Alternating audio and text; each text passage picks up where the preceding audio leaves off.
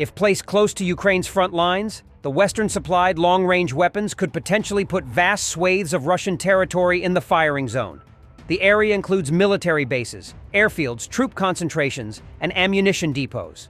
Numerous population centers would also be in range, including the cities of Rostov-on-Don, Voronezh, Krasnodar, Lipetsk, Bryansk, Smolensk, as well as the key port city of Novorossiysk on the Black Sea.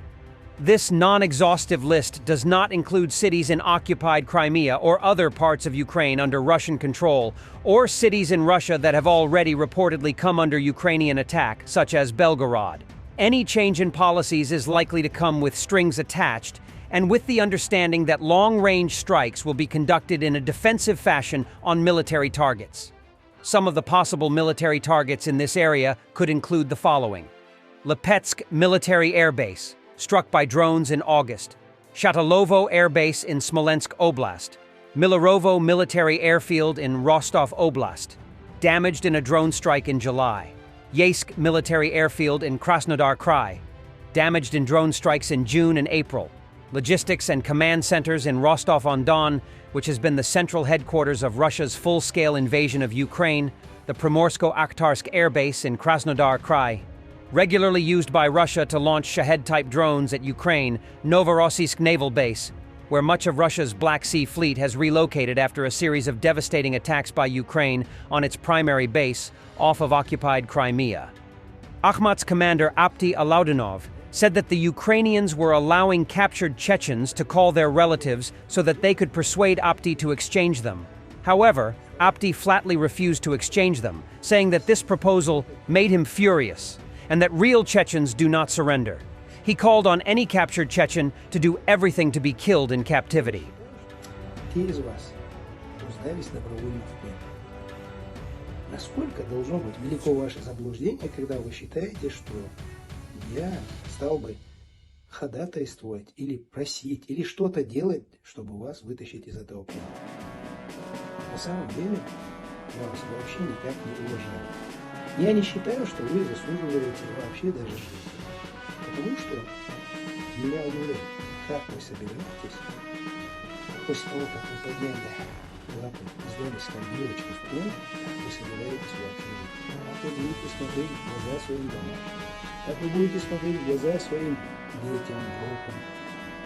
По большому, даже сейчас вы находитесь в плену, просто встаньте, возьмите что-нибудь, ручку, гвозди, накиньтесь на кого-нибудь и сделайте все для того, чтобы вас убили. Для того, чтобы закончить свой путь, хотя бы теперь мужчина. Our commander took our money and said we don't need them. We would die anyway. A Russian prisoner shares about corruption schemes in the Russian army.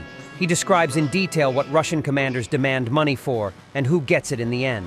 Не знаю, они, наверное, этого не представят. То, что я так сделал, действительно так. И хочешь и на что, платишь там определенную сумму, сидишь смело в посадке, никуда не уходишь, никуда не вылазишь.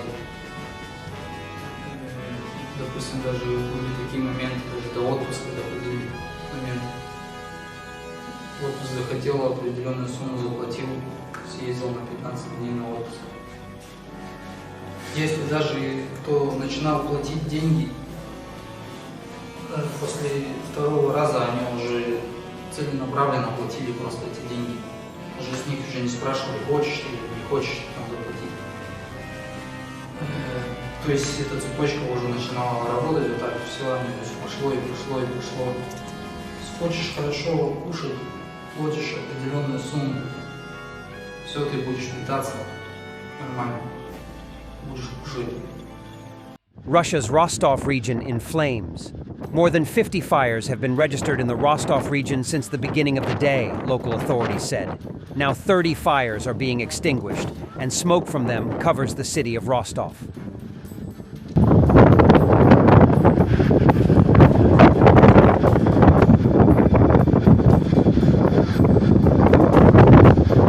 Левый берег.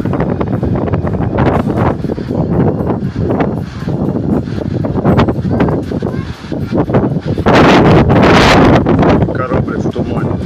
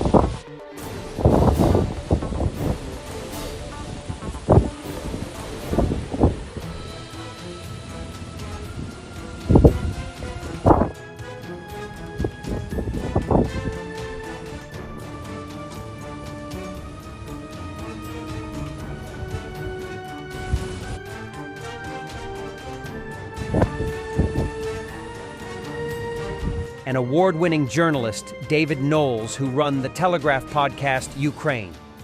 The latest has suddenly died in Gibraltar, aged 32. He massively contributed to spreading the truth. Car for Ukraine has organized a rapid memorial response to it to honor his life and his work and save lives in Ukraine. Please join us in honoring David Knowles. Today, a lot of people discuss the debates that happened in the United States. But today, we also grieve the death of David Knowles. I'm David Knowles, and this is Ukraine, the latest. Suddenly died in Gibraltar, aged 32. Car for Ukraine wishes to honor the contribution and life of David, who was the creator and the host of Ukraine the Latest since February 2022. Ukraine the Latest had a huge impact on Car for Ukraine because many donors explained that they first knew of us through this podcast. We also pay homage to all podcasters, journalists and communicators who daily create honest, verified information about the war in Ukraine. The podcast team has said that David would wish us to continue our work to support Ukraine, and therefore we wish to deliver vehicles to save lives in David's name. We will put David's name on any vehicle bought through this memorial. The memorial has no target amount. Please join us in honoring David Knowles. Thanks for watching, and don't forget to subscribe. Also, if you want to support Warthog Defense, please become our member and get early access to new videos, exclusive members-only videos, and become administrator in comment section. The membership link is in the description. Rescues every day. We had a guy last week, it's 6 rescues in 6 days. You know, he's doing the job every day.